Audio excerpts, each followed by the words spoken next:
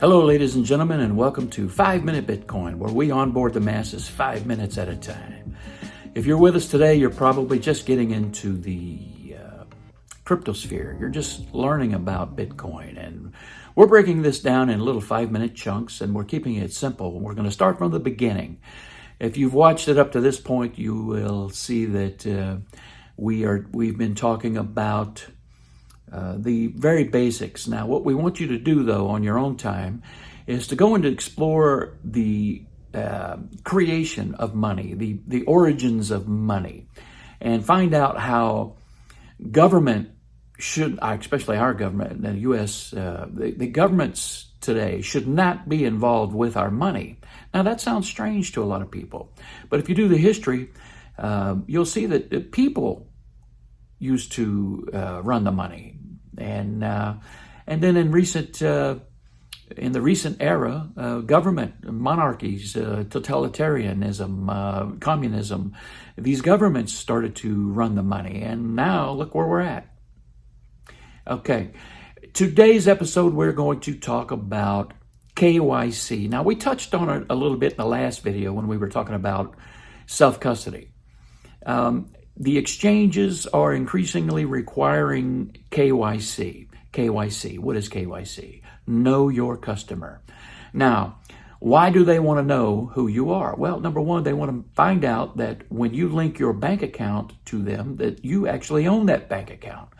They want to find out that it is not a fraudulent case of stolen identity. And they also, and some people may see this coming, but KYC in the future can be used as a surveillance tool for government agencies like the SEC, the IRS, or any other FBI or whatever, any kind of government agency out there will be able to trace you and track you in the cryptosphere.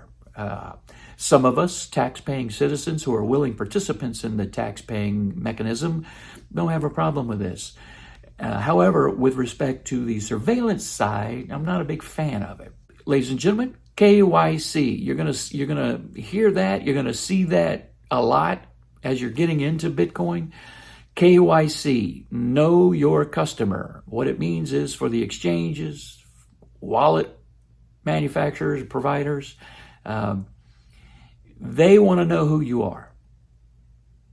They also, by KYC, they can tell where you are. So, for example, if you like to trade with leverage on these trading platforms, which I highly advise against doing, through KYC, they can determine where you're at. And for example, in the United States, it's illegal to trade leveraged derivatives in cryptocurrency. So you have to use, this is not advice or anything, but there are people using a VPN, a virtual private network, and we'll talk about those in a future video. But that's how they get around these KYC, or these exchanges that do not require KYC.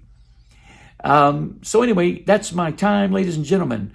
I am Frederick Mann. This is 5 Minute Bitcoin, and I want to remind you to dollar cost average. By the way, we're going to talk about dollar cost averaging in the next episode. So, dollar cost average, HODL, self-custody. God bless you. Oh, by the way, if you've gotten anything from the video, click the thumbs up tab, hit the subscribe button, and tick that little bell for updates. Thank you again. God bless you.